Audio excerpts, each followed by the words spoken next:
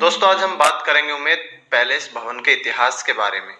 जी हाँ, इस विश्व प्रसिद्ध महल के निर्माण का इतिहास एक संत के श्राप से जुड़ा हुआ है, जिसने क्रोध में आकर यहाँ के राठौड़ वंश को अकाल और महामारी का श्राप दे दिया था। जिसके बाद 1920 के दशक में जोधपुर को लगातार 3 वर्षों तक अकाल का सामना करना पड़ा था। अकाल के कारण स्थानीय लोगों ने तत्कालीन राजा उमेद सिंह से रोजगार प्रदान करने का आग्रह किया, जिसके बाद राजा ने एक भव्य महल के निर्माण करने का फैसला किया, जिसकी योजना तैयार करने के लिए उन्होंने प्रसिद्ध वास्तुकार हेनरी वॉन लंस्टर को बुलाया था और इसका कार्यभार उसे सौंप दिया था। जिसके बाद इस महल का निर्माण वर्ष 1928 ईस्वी में आरंभ हुआ और इसे बहुत धीमी गति से बनाया जाने लगा, क्योंकि इससे स्थानीय लोगों को अकाल से निपटने का अवसर मिल रहा था। वर्ष 1943 ईस्वी में अकाल के समाप्त होने के बाद यह महल भी बनकर तैयार हो गया था। तो चलिए दोस्तों, आज हम इसी उमेद भवन पैलेस के बारे में कुछ रोचक तथ्य जानते हैं।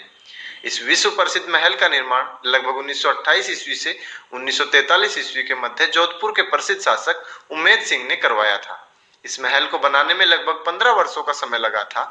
इसका निर्माण बहुत धीमी गति से इसलिए किया गया था ताकि स्थानीय लोगों को रोजगार प्राप्त हो सके। इस महल के निर्माण के लिए स्थानीय लोगों का उपयोग किया गया था, जिनकी संख्या लगभग 2000 से 3000 के मध्य थी। यह महल भारत के सबसे महंगे महलों में से एक है।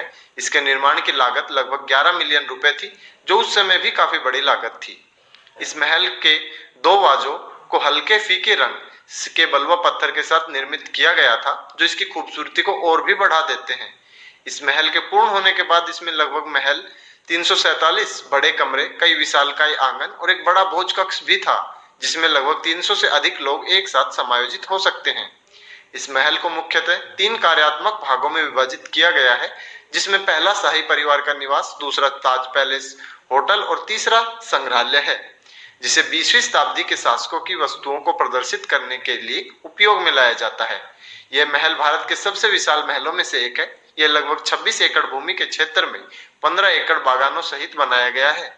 इसमें एक सिंहासन कक्ष, निजी मीटिंग हॉल, दरबार हॉल, दावत खाना, निजी dining hall, ball room, library, indoor swimming pool इत्यादि चीजें शामिल है।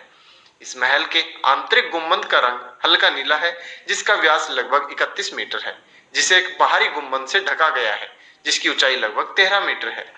इस महल को ताज ग्रुप ऑफ होटल्स द्वारा चलाया जाता है, जिस कारण इसे ताज उमेद भवन पैलेस जोधपुर भी कहा जाता है। इस महल में एक संग्रहालय भी मौजूद है, जिसमें यहाँ के शासकों की वस्तुओं के साथ साथ कुछ बहुमूल्य चीजें भी रखी गई है, जिसमें वर्ष 1877 में महारानी जसवंत सिंह को रानी विक्टोरिया द्वारा दिए गए प्रतीकात्मक ध्वज, पवन, मिट्टी और हल्के घर के आकार में घड़ियों का संग्रह इत्यादि भी शामिल।